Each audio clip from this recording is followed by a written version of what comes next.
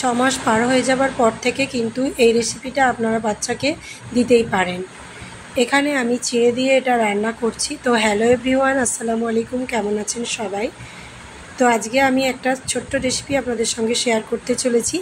তো এখানে প্রথমে আমি নিয়ে নিয়েছি 1 টুকরো গাজর, বিট, সিদ্ধ আলু, পেঁপে, বিন কড়াই আর একটু মুগ ডাল। তো এগুলো আমি আগে ভালোভাবে সিদ্ধ করে নেব। এরপর আমি এখানে কিছুটা পরিমাণ চিড়ে নিয়ে নিয়েছি। চিড়ে কিন্তু বাচ্চাদের জন্য খুবই উপকারী। চিড়ে সহজে হজম হয় এবং এটি কার্বোহাইড্রেটের একটি ভালো উৎস, যা শিশুর শরীরের শক্তি যোগায়। চিড়ে খুব হালকা এবং সহজে হজম হয়, যা ছোট বাচ্চাদের জন্য উপযুক্ত। চিড়ে শর্করা সমৃদ্ধ, যা শিশুর শরীরে দ্রুত শক্তি সরবরাহ করে।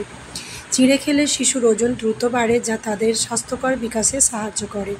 চিড়ে হজম হতে সহজ হওয়ায় এটি কোষ্ঠকাঠিন্য কমাতে সাহায্য করে। কিছু গবেষণায় দেখা গেছে যে চিড়ে খেলে শিশুদের ঘুম ভালো হয়। চিড়ে খেলে সাধারণত পেট ঠান্ডা থাকে, যা গরমের দিনে স্বস্তি এনে দেয়। চিড়েটাকে আমি জল পাল্টে পাল্টে বেশ কয়েকবার ধুয়ে নিয়েছি। এবার যে আমার ভেজিটেবলগুলো আছে সেগুলো সিদ্ধ হয়ে গিয়েছে। এবার আমি চিড়েটা দিয়ে দিয়েছি।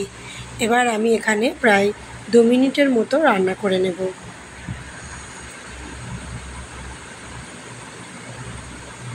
তো ঢাকা দিয়ে আমি 2 মিনিট রান্না করে নিচ্ছি। আপনারা চাইলে এই পর্যায়ে আপনাদের বাচ্চাদের খাওয়াতে পারেন। তো আপনার বাচ্চা যদি 10 মাস বয়সের নিচে হয় তাহলে আপনারা লবণটা স্কিপ করতে পারেন।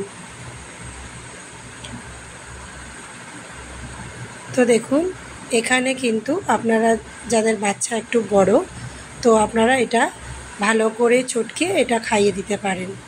যেহেতু আমার বাচ্চা 8 মাসের, আমি কিন্তু এটা একটু ব্লেন্ড করে তারপরই খাওয়াবো।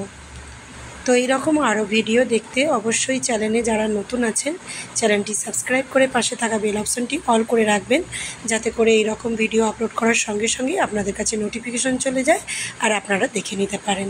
তো দেখুন, আমি ব্লেন্ডার করে নিয়েছি। আপনারা বাচ্চার যেমন ঘনত্ব খেতে পছন্দ তেমনই ঘনত্ব করে নেবেন।